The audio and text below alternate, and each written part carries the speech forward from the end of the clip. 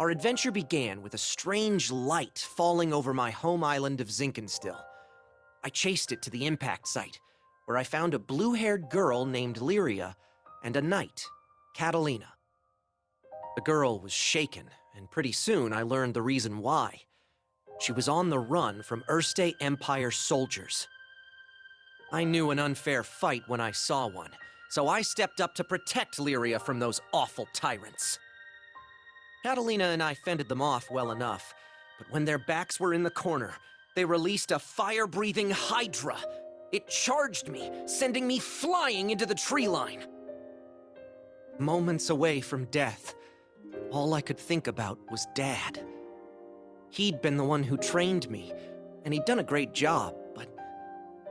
well, who expects their son to get attacked by a five-headed horror? He was going to be devastated. So, it's all over. Just as I began to sink into darkness, a gentle light enveloped my body. Lyria, breathed by a mystical halo, was floating above me with her hand outstretched. She explained that she was going to merge our life forces. Fortunately, it worked. From that moment forward, Lyria and I would be inextricably linked. Looking into her blue eyes, I knew I had nothing to fear, not even death itself.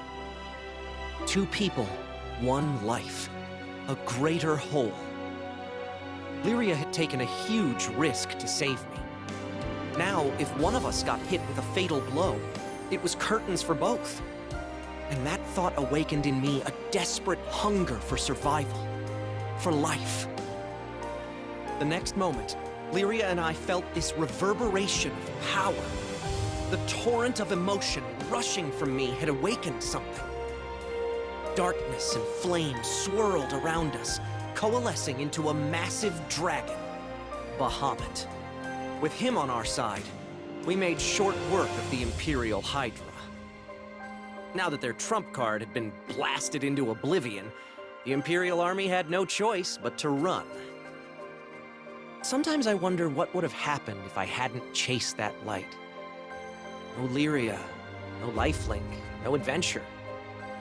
And I probably wouldn't even have set foot off of Zinkenstill. Fate's a funny thing, isn't it? Since meeting Lyria, we've seen our fair share of joy and happiness, and pain and suffering. But the Grand Cypher crew doesn't buckle under pressure. We'll take on anything the journey throws at us. No regrets.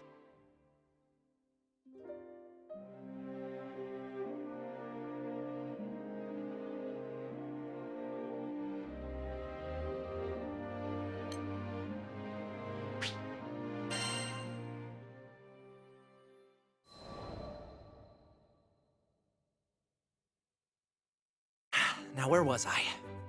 Oh, right. We've just humiliated the Empire, who probably had reserves waiting somewhere close by. We realized we needed to get off Zinkenstill. Fast.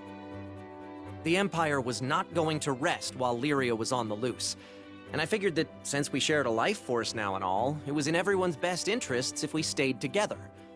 Plus, I'd always wanted to explore the far reaches of the skies, though doing it on the run, not what I had in mind.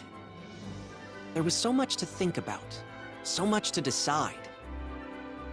But all those plans could come after we had escaped Zinkenstill. I didn't want a whole army, this time with, 30 Hydras marching on my home island. And, well, I had another, more personal reason for wanting to leave. Before I knew it, our journey was at an end. The end. As in, we'd reached the end of the skies. My son, I'm waiting for you on Estalucia. I thought about Dad's letter. I missed him. When I was young, he would take me to the edge of the island, and we'd sit there, admiring the clouds. I wanted so badly to explore those skies, just like Dad. I had to see him again. And now, I wouldn't have to make that journey alone. With Vern, Lyria, and Catalina at my side, we commandeered a small Imperial craft and set out for the greatest of destinations, Estalucia.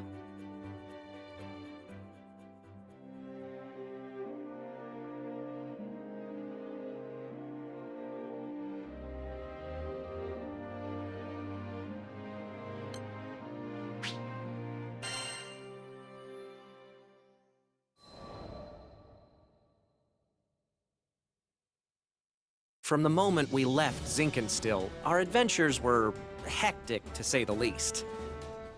Catalina, who claimed to be an experienced pilot, crashed our small vessel onto the gusty fields of Port Breeze. But we quickly pulled ourselves together and found a new ally, and helmsman, in the form of Rackham. Since then, we gained more and more allies, and no matter what obstacle we faced, the crew always worked in tandem to find a solution. It's all thanks to their support that I've made it this far. And what a wild ride it's been. To think I had never even set foot off of Zinkenstill. But now, I can't even count the number of islands we've saved, let alone visited. Sure, being a roving band of heroes is difficult, but it's got its perks. New faces, new places, and a whole airship's worth of fun. Who could pass this life up? Anyway, we've just begun the next chapter of our adventure. We discovered another piece of the sky map, which led us to Zega Grande. Yeah, a whole new skydom. Just imagine the danger, the promise. But I knew it was going to be fine. Just another set of memories to add to our ever-growing collection.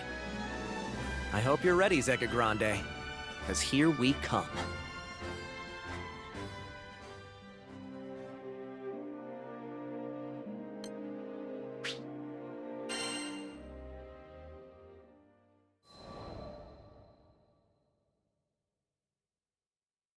Skyfarers, we need your aid! Goblins! Goblins in Tempeal! We were at the dock in Folca, taking care of landing procedures, when a panicked old merchant rushed toward us. In between his wheezing, he explained that a shipment of relief supplies headed for Tempeal had been intercepted by monsters. Tempeal reminded me of Id and how he had totally beat our butts. It was embarrassing, yeah, but what's worse, it reminded me of losing Lyria. Tempeal, huh? Maybe this time around I can actually help out. That wasn't Vern's usual peppy tone. He was probably reliving those bad memories, just like me. I guess after you've spent as much time together as we have, you pretty much share a brain. It wasn't going to be a fun journey to Tempeal for either of us. But we were Skyfarers, and desperate times called for brave faces. Anyway, goblins. Smart. Fast. That meant we wouldn't have the luxury of time. We needed to throw together the minimum amount of supplies needed for the journey and head out. I turned to Vern so we could discuss game plans, but then I saw his ears were droopy. If we're fighting goblins, then we should have them licked by lunch. Something was wrong, but with the hasty flight preparations, I couldn't spare the few minutes to investigate. Pull through it, Vern, I thought. We need you.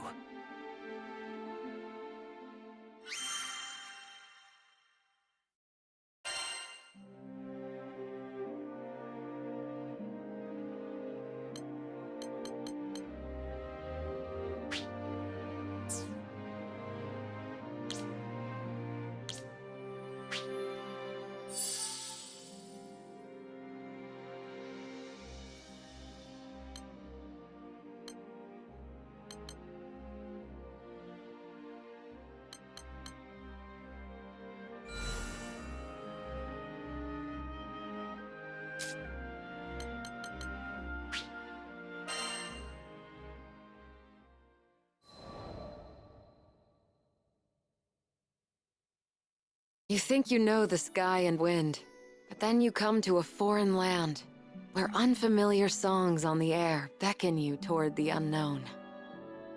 Catalina, where do you think this breeze is coming from?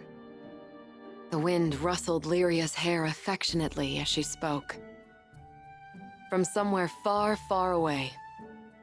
Much time has passed since Lyria and I escaped from the Erste Empire and met the captain in the woods of Zinkenstill. I found myself thankful that the sky has no limit, because no matter how many journeys I've made at her side, there will always be more to look forward to.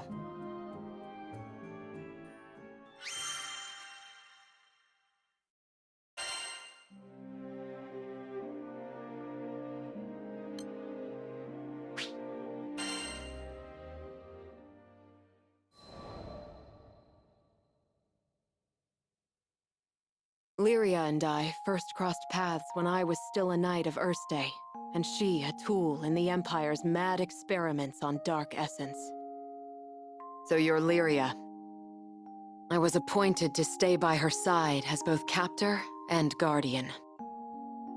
She reminded me of a beautifully crafted puppet, never moving or speaking unless commanded. Her expression was fixed, and her eyes were bright, but cold, as if made of glass. Moved to pity, I wanted at the very least to light a smile on her face.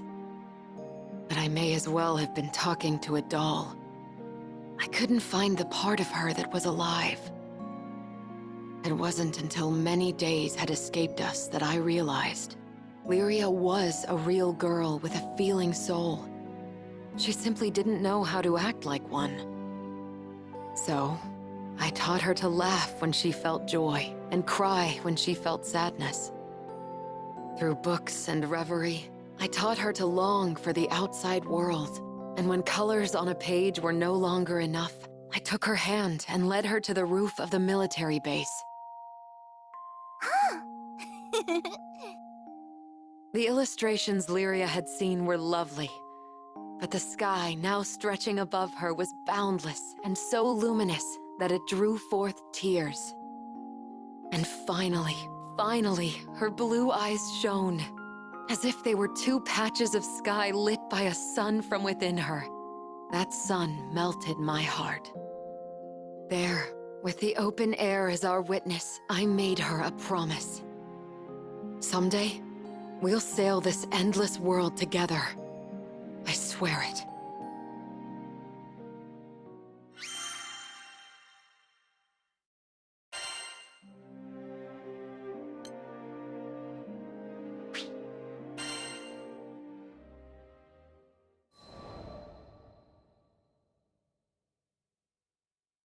As the bond between us grew, so did the cruelty of the experiments they performed on Lyria.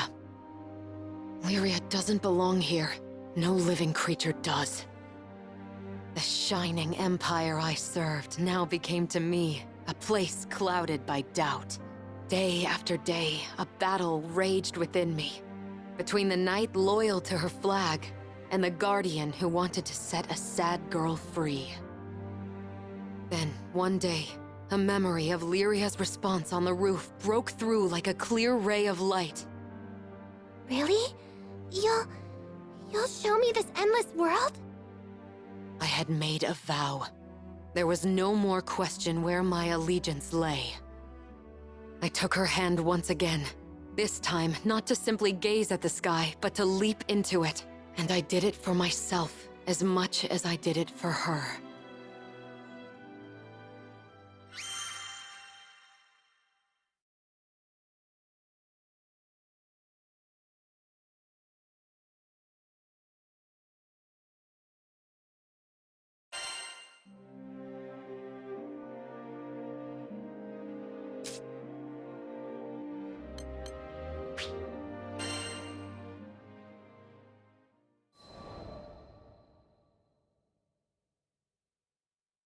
Piloting an airship ain't easy work, but whether it's plotting a windward course or conducting some routine maintenance, you can always count on experience and intuition.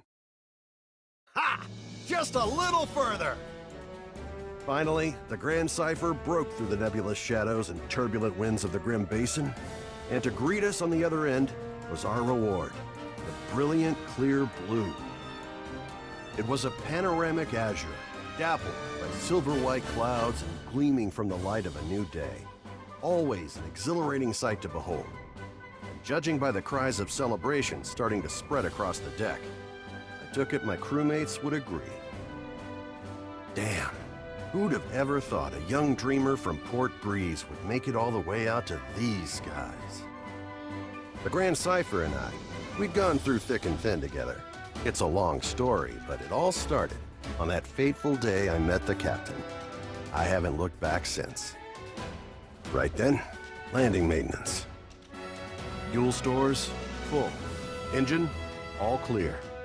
We were ready to disembark into the unknown. What awaited us in the Zeka Grande Skydom? As uneasy as I was, I couldn't help but feel a teensy bit giddy with excitement.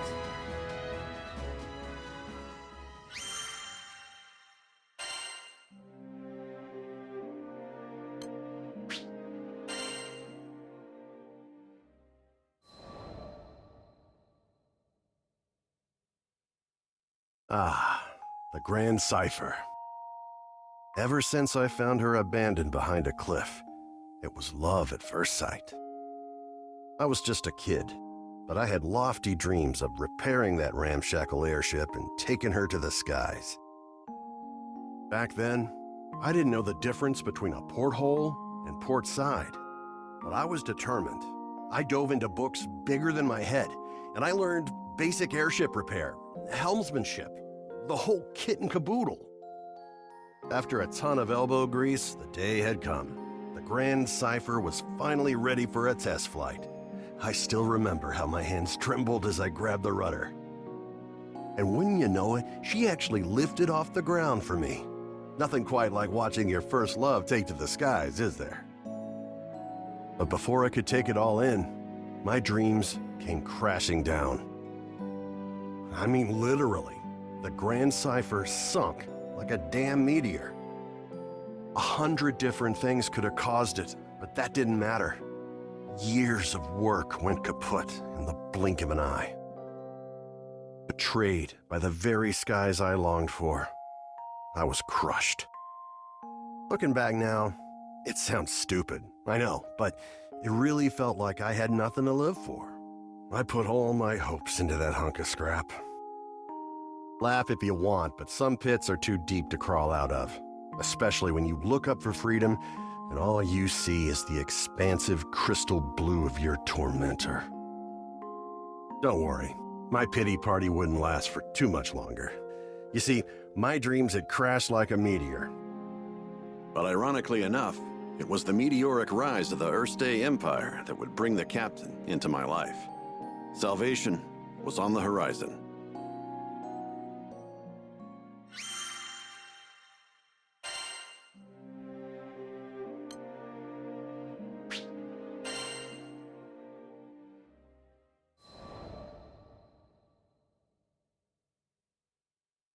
Just as I'd given up on flying, the Erste Empire had arrived in Port Breeze, and they were hell-bent on exploiting our local protector, the primal beast of wind, Tiamat.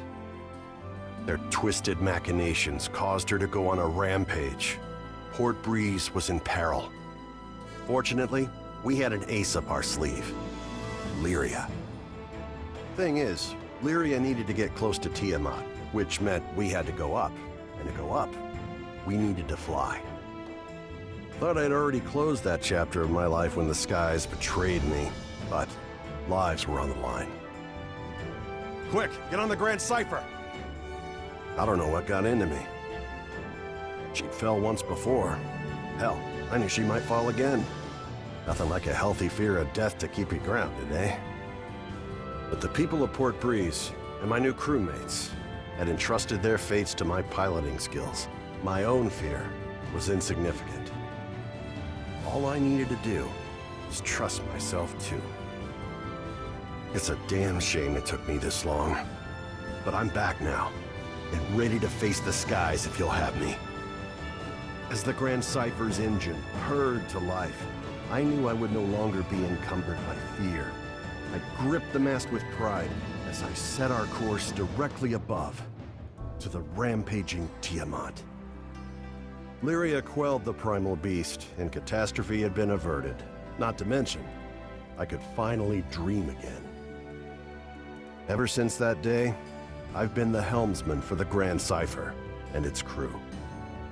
It's been one hell of a ride. I've since formed a pact with good old Tiamat and made amends with the shipwright Primal who built the Grand Cipher, Noah. So, Zeka Grande Skydom might be uncharted territory, but my role remains the same. See our crew arrive safely, no matter the destination. And that includes Estalucia. Some folks might call reaching the end of the skies an impossible dream, but I ain't too worried. With the Grand Cipher as our wings, anything's possible.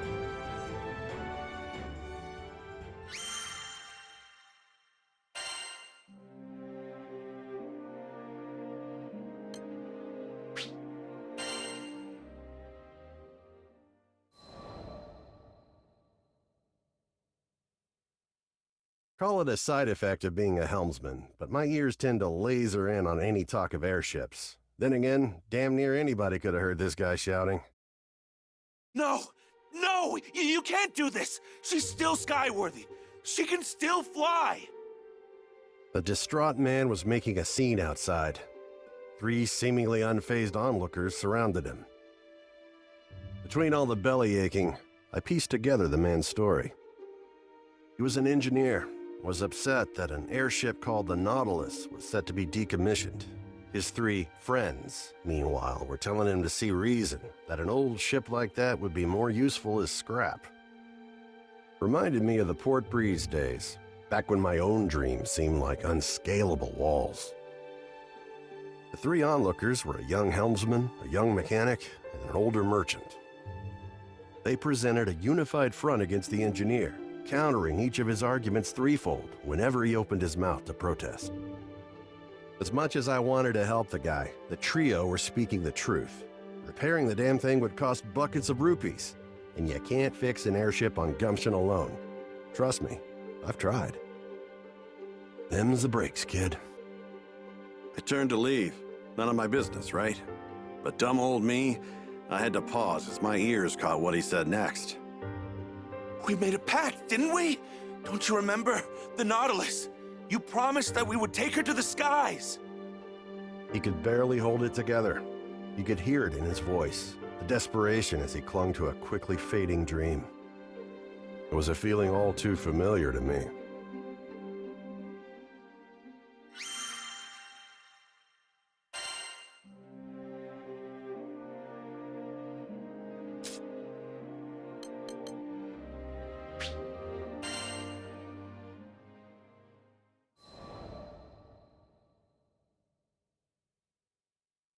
If I hadn't met Master Zaka on that fateful day, if he hadn't saved me, there's no way I'd be where I am now. I'm from the Vaults Duchy, where the weather's sweltering all year long, thanks to a river of lava that flows through the island. My hometown might not have been the most scenic place, but as long as I had Master Zaka with me, I was happy. After traveling for so long, I can finally say that with pride. Before I left on my journey, I was completely clueless. When my master went missing, I just ran around like a chicken with its head cut off. I was looking for something, anything that would help me find him, and that's when I met the crew. The reason behind his disappearance turned out to be even worse than I could have imagined. The Earthstate Empire had driven him out of his mind. They had manipulated him into awakening the primal beast that had lain dormant beneath the ground, Colossus. Fortunately, I was able to break through to him, thwarting the Empire's attempt to exploit Colossus's powers for conquest. I learned that they were doing all sorts of horrible things, even to their own people, in order to achieve their goals. My master was a kind person who never hesitated to help those in need. I resented the Empire for making him suffer. And I couldn't just sit around when there was work to be done. That's why I decided to join the crew. To stick it to those Empire jerks and give their victims something to smile about.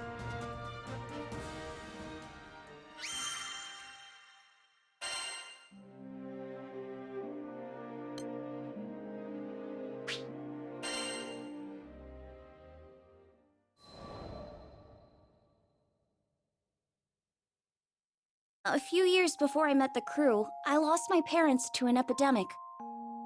I mourned their deaths for who knows how long. I could barely even bring myself to face reality each morning. With no living relatives and vaults, I was like a ship adrift at sea. I had nowhere to go and nowhere to belong.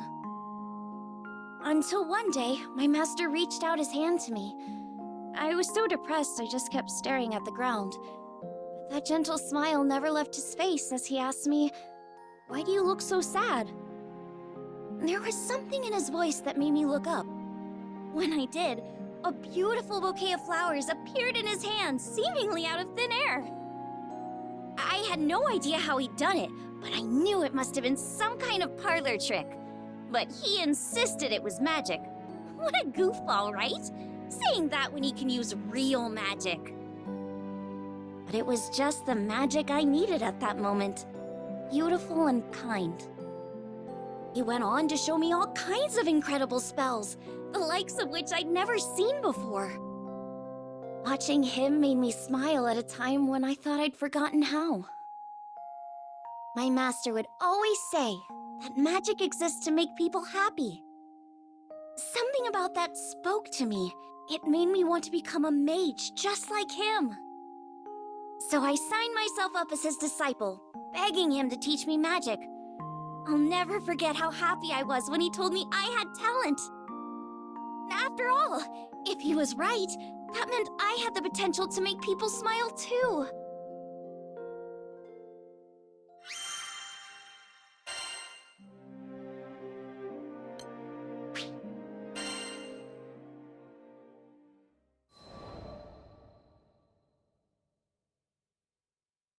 One day, shortly after I joined the crew, I suddenly lost the ability to use magic. No matter how many times I tried casting a spell, nothing happened. I had no clue what to do. The rest of the crew thought Master Zaka might have the answers I needed, so we set sail for vaults. It'd been forever since I'd been back home. My master was thrilled to see how much I'd grown. I opened my mouth to ask him about my problem, but when I saw how happy he looked, I just couldn't bring myself to do it. I'd promised him that I'd come back as a great mage, but there I was, unable to cast even a single spell. The last thing I wanted was for him to be disappointed in me. Around that time, an epidemic returned to vaults, the same disease that had claimed the lives of my parents. Wanting to keep it from spreading any further, my master headed to the clinic to speak with the people who'd been infected. But he ended up getting sick too. The source of the epidemic turned out to be an evil spirit that revealed itself to us right there in the clinic. I immediately confronted it. That rotten creature had already taken my parents from me. I wasn't gonna let it take anyone else. Determined to make it pay, I raised my staff, but nothing happened. I'll never forget how it felt to watch, helplessly, as my parents' killer got away. The crew gave chase, but I continued to stand where I was. Without my magic, I didn't see the point. I'd just end up getting in the way. All I could do was watch as my master suffered, withering away. Nothing had changed since the last time. But you know, it wasn't all bad. In search of a solution to my magic loss at the local library, I happened to come across a beautiful golden staff, one left to me by my mother. That's when Master Zaka revealed that my mother had been a mage too. On the verge of tears, I clenched my staff tightly in frustration. My beloved home and master were being threatened by a disease-spreading spirit, and there was nothing I could do to stop it. Just as I began feeling completely hopeless, the staff began to glow. Somehow I could feel it encouraging me, empowering me. So what if I couldn't use magic? Surely there were other ways to help everyone. Unable to stand around doing nothing any longer, I ran off to find the crew. When I finally tracked them down, they'd already been rendered powerless by the disease. That left me as the only person who could fight. There wasn't a second to lose. It was that moment when I decided I was done running away. I'd promised myself a long time ago that I was going to use my magic to make people happy. Filled with newfound resolve, I heard a voice coming from the staff. Is that you? The voice told me to visualize the power flowing through me. As I did, I could feel magic welling up inside me, flooding out from deep within. With my mom's help, I was able to defeat the evil spirit. As soon as it was gone, light erupted from my staff. I turned to see the rest of the crew climbing to their feet, their symptoms gone. The power spread through the entire island of Altsteci, eliminating the disease and bringing smiles back to the people. Things were a little touch and go there for a while, but in the end, everyone pulled through. And I've been able to use my magic without any issue ever since. I just know it's because my mom is watching over me through my staff. Thanks to her, I can keep traveling with the crew, using the staff she left me to bring out more smiles along the way.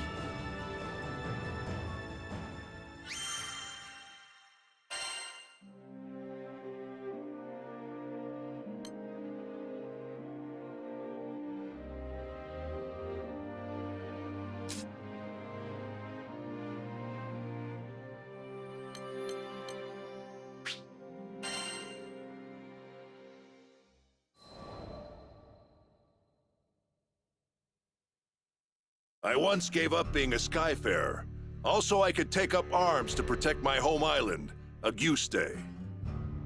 Man, she was special.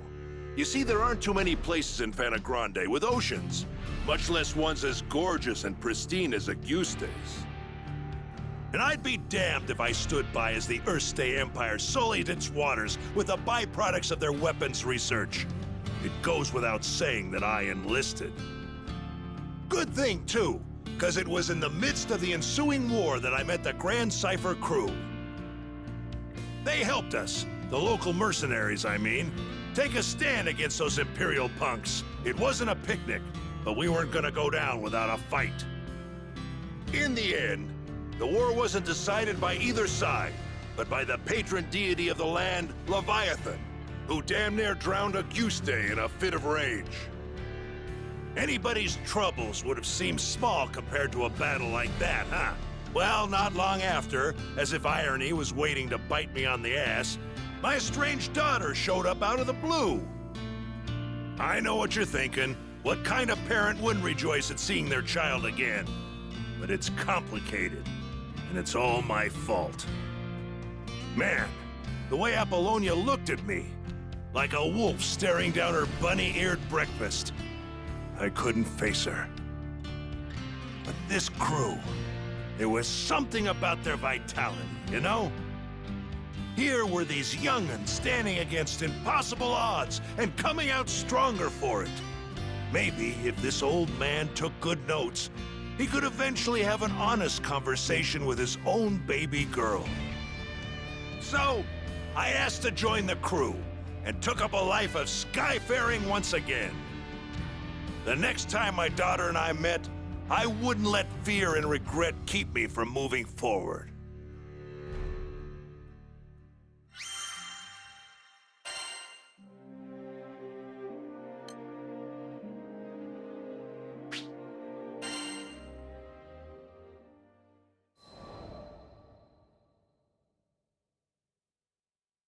How'd me and my daughter end up estranged? Well, the first thing you need to know is that my wife was stricken by a terminal illness. I refused to listen to the doctors. Terminal my foot. Even if there was no cure in Auguste, surely there ought to have been something in other lands. And so, I left my family at home, crisscrossing the skies looking for a cure. Got into a lot of adventures along the way, and somehow ended up making a name for myself. But no matter how far and wide I traveled, the cure eluded me. And while I was away, my wife, she breathed her last. I wasn't there for her when she needed me most. I never even got the chance to say goodbye. Regret and self-loathing crashed over me in never-ending waves, threatening to pull me under. You can't even begin to imagine the pain. And there was nothing I could do about it.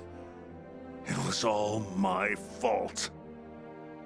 My daughter spent countless days looking after her sick mother, fighting off fear and dread.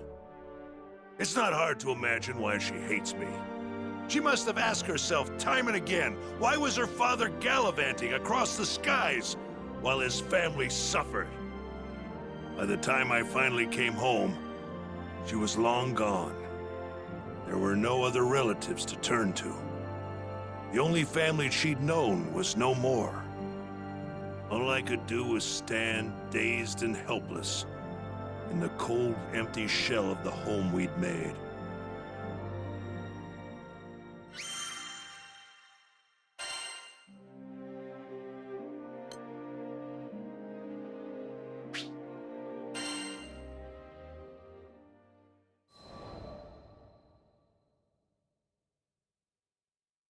After that, 15 years passed. I met the captain, and through my travels with the crew, reunited with my daughter. This might surprise you, but we didn't have a tearful, touching father-daughter reunion the second time around either. I spent so long telling myself that the next time we met, I'd face up to my past.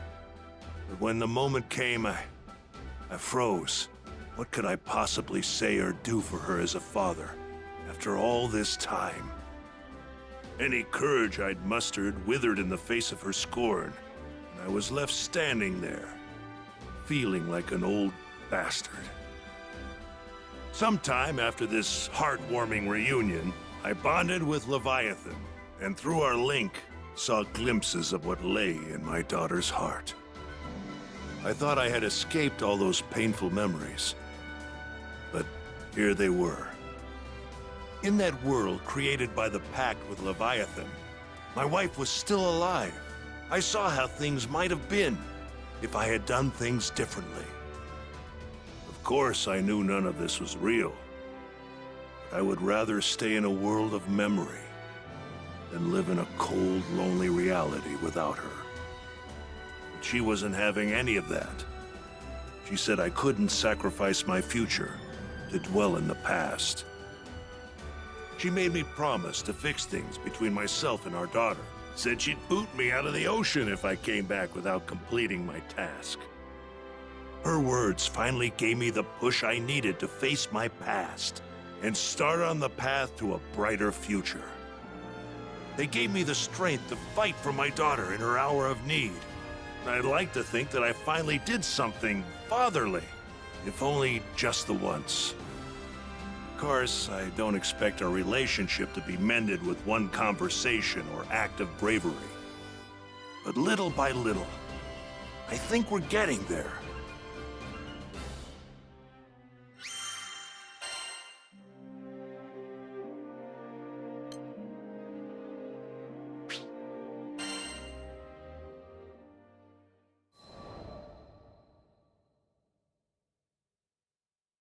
When Tempeal was hit by a devastating storm, refugees flocked to the safe haven of Folka. We heard the news and docked on the island, which was buzzing with activity. It was clear. All hands were needed on deck as reconstruction efforts got underway. So we walked through the city, looking out for opportunities to help. That's when we saw a distressed young draft. We didn't know the details, but it was plain as day that something wasn't right. He was stumbling around, eyes unfocused, and staring into space. I couldn't shake the feeling that we shouldn't leave him on his own, so we ended up trailing him. We came to the edge of a cliff. Though the morning sun shone on our faces, a frigid wind blew down our backs. The draft just stood at the edge, staring at something only he could see. Hey, careful there! With the wind whipping around like this, you might lose your footing!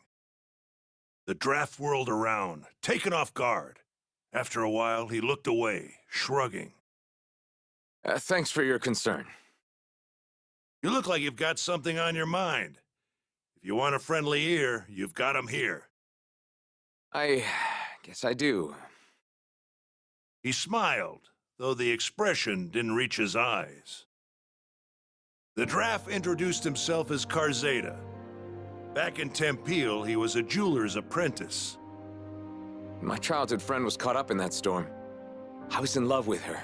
Could never get up the courage to tell her. And now it's too late. Karzeda bit down on his lip, as if he was trying to hold back his despair. He went on, telling us that he'd hit a slump in his apprenticeship. Nothing he did could gain his master's approval. His frustration boiled over, and he got into a rip-roaring fight with his friend. Hurt, she fled from the workshop. He didn't go after her.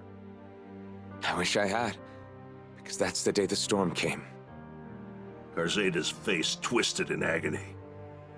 He made a mistake, and it ended up costing him someone dear. I could understand all too well.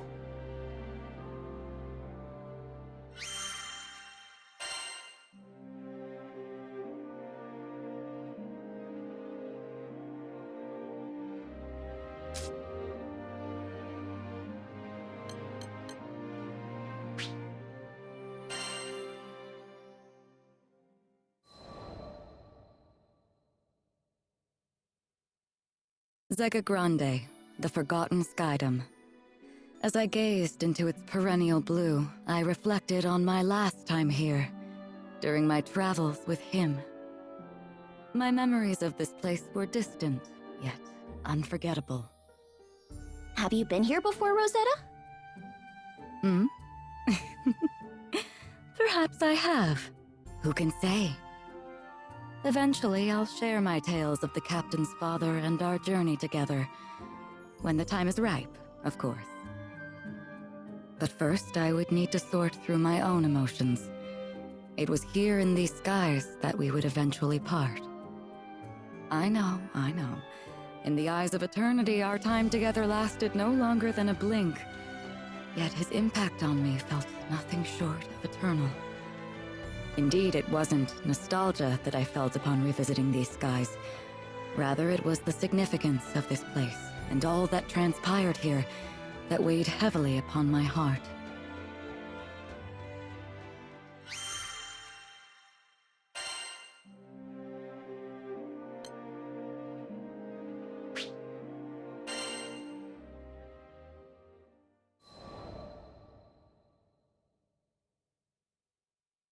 During the war, primal beasts were exploited by the Astrals as instruments of battle.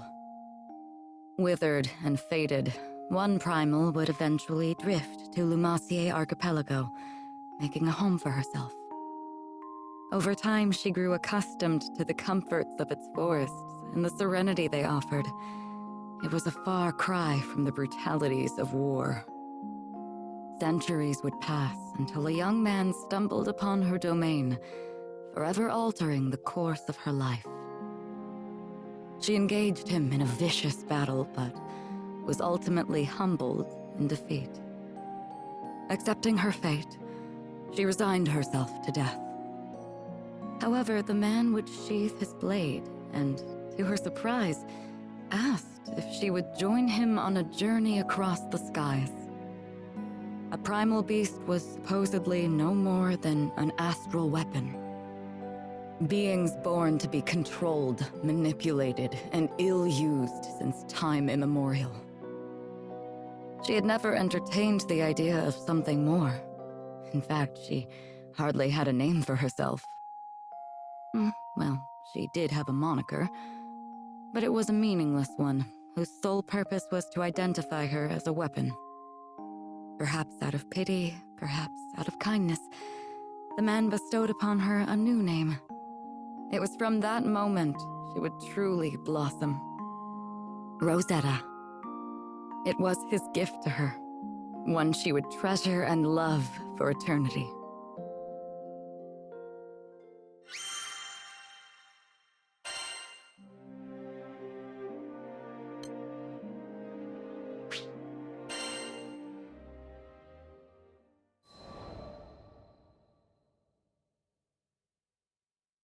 With every union comes an inevitable separation. When his journey neared its final chapters, as he took up arms against the god of destruction, I returned to the forests of Lumacier.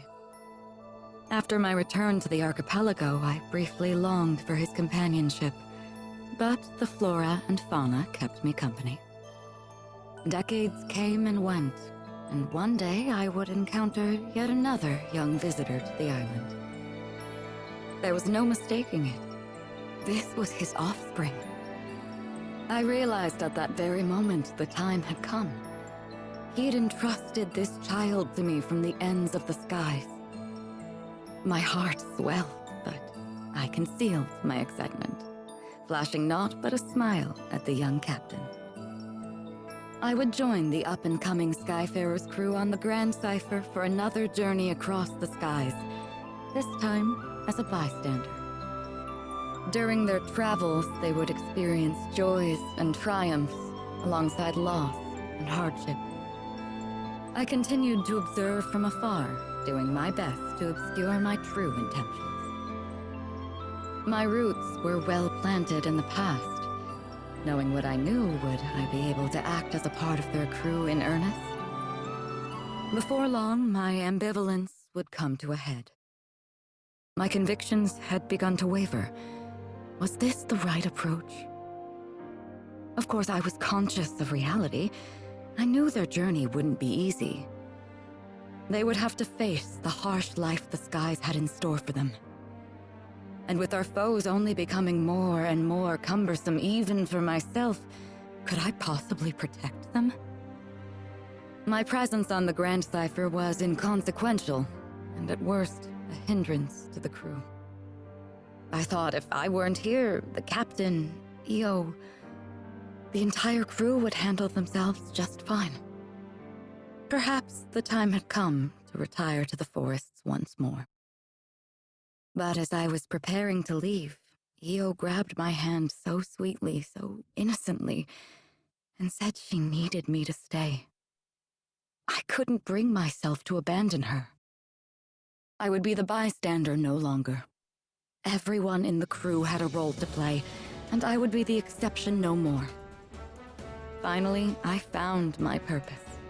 I was free to experience the skies once again, hand in hand with the captain. It wasn't duty or obligation that anchored me to this crew. It was love. And I promised to always protect them. I would leave no regrets in the skies. Thus, our journey continued. Only this time I felt that I was a true member of the Grand Cipher.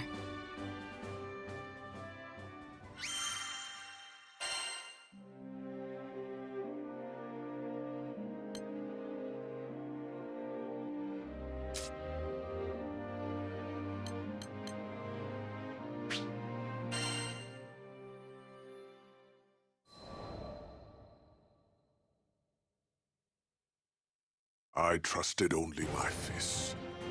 If you wish to reach transcendence, you must beat out the path with your own knuckles.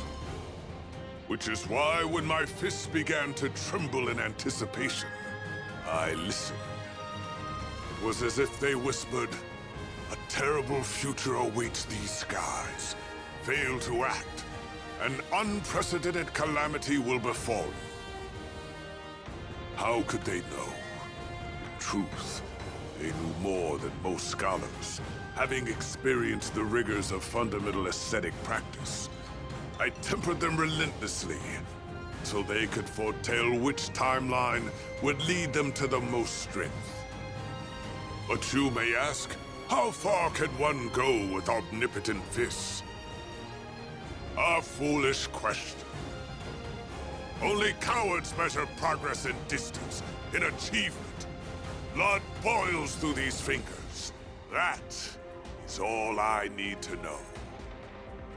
Ah, I feel the fire raging inside. The storm has arrived. And I shall catch it with my bare hands.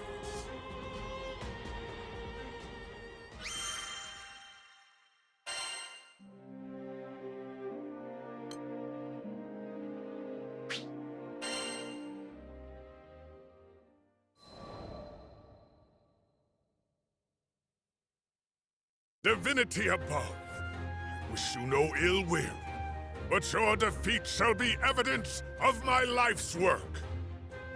How recited, I ended the evening's meditation. Decades of such ascetic training had finally borne fruit. I had honed the Eternal Raid style to a godlike edge. But the long years had also revealed to me an enemy I could never defeat. Time itself. My inevitable demise meant there would be no more Eternal Raid style. I would need a disciple. Someone worthy of inheriting my technique. Of course, coal is not transformed into diamond so easily. It would be a fool's errand to find a successor who could survive the necessary time and rigor. Thus, when I finally met the captain, I was happy to be that fool. Now I could pass on my legacy. But the captain had another goal in mind, to reach Estalucia and reunite with dear old Papa. Filial piety was a respectable tenet, but it was no god-shattering fist. Despite my pleas, I failed to convince the captain to become my pupil. However, something must have resonated with the young master, because I received an invitation to join the Grand Cypher's crew.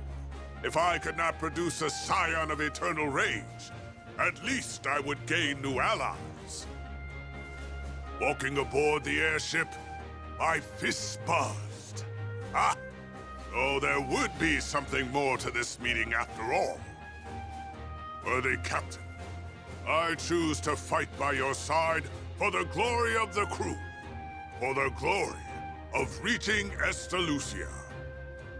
And after we return, we shall discuss your future with the Eternal Raid style in earnest.